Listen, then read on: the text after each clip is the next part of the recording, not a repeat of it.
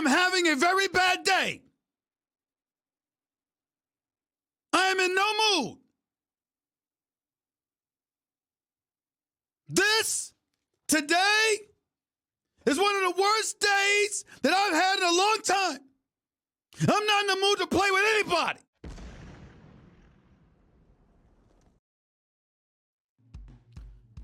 Hey guys, welcome to the channel and thank you for watching. Please don't forget to like, subscribe, share, comment down below. Only one click away, my friends, and you're all set. Thank you so much for helping the channel. Injury FC, that is the topic today. Christopher Nkunku is out of the World Cup. He got injured during a training session, and that is really heartbreaking because that is the dream that might not even happen in your entire life. And the guy just was celebrating yesterday his birthday. You know, he is 25 now. He's on his prime. The first World Cup, the guy is on top of the world. All of a sudden, boom, a bad injury. And that is you know, the curse of the champions, because the French national team right now, they are not doing good at all. You know, everybody's injured. Kante, Pogba, you know, and some other people that got injured just the last minute. So many of them. I can go. The list is going to be so long for me to repeat, but you know who is in, who is out. I don't really think that France are going to do anything special in this World Cup because it's so unbalanced. So many players that never ever worked together. They are just going to the World Cup because they are good. Because other players are injured. If you look at even Kimpembe, the last minute he said no, it's impossible for him to make it. So I don't know what's gonna happen to us in this World Cup. Hopefully we can make it like the first round at least, so you don't get really humiliated that much by getting knocked out by in group stage. Anyways, people, so I have a question for us, right?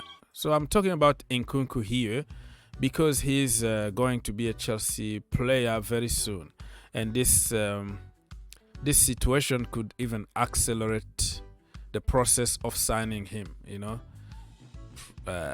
some news told us that we were going to wait until the World Cup is over, but now that he's injured and he's gonna be home, probably we might sign him in the next coming days or weeks. So why Chelsea always buy injury-prone or injured players? Let me remind you, this is coming through my mind right now, but you can add even a long list of players that we bought with injuries or coming from bad injuries, bad surgeries, and other. Some of them turned to be good, some of them, the rest is history. Azpilicueta, we bought him 7 million from Marseille. I remember back in the day I was in France. I was in Paris when the news was announced, and I was like, what the hell? This guy, I just saw him, you know, the other day getting a very bad injury and going to the hospital, and why are we buying him? But it was cheap. So, you know, he turned to be one of the best in the business. Rudiger, remember he came back. He came to Chelsea Football Club after a very bad surgery, and he needed time, like a month before even he make his debut at Chelsea Football Club. Emerson Palmieri, also from Roma, the same team as Rudiger, injured and had to wait for month and month before even making it at Chelsea Football Club. Danny Drinkwater, remember that bad, I don't know, it was what kind of injury it was. Ross Barkley also, a very bad injury, and Ben Chilwell. All of them didn't even start immediately because of injuries or surgery that they just went through. Aubameyang, that's why I put question mark, because it was like facial injury, you know, his jaw was broken and he need to wear the mask. So that is another kind of injury. I wanted just to make a point that we buy a lot of injury prone or people who've been through injuries. So are you concerned, my friend? Are you really concerned about Chelsea buying injury players? Or you think, you never know, it's a gamble. How do you know if a player is not going to get injured? You can even buy somebody and he got injured in your team. Fofana also is another name that I forgot, but I can't really name everybody. Otherwise, you guys are not going to have anything to say. So add Fofana on that list of,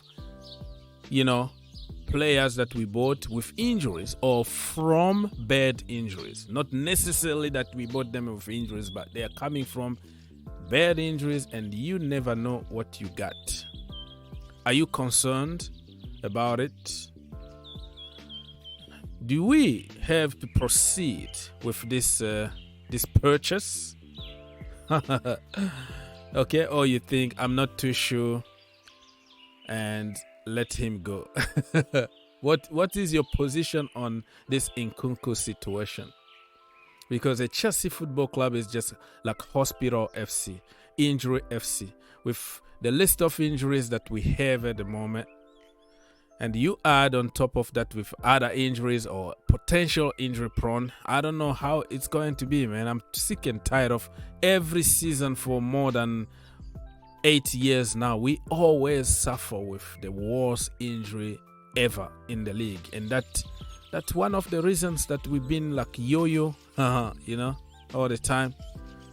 So as you can tell, man, who's going to replace Christopher Nkunku in the national team?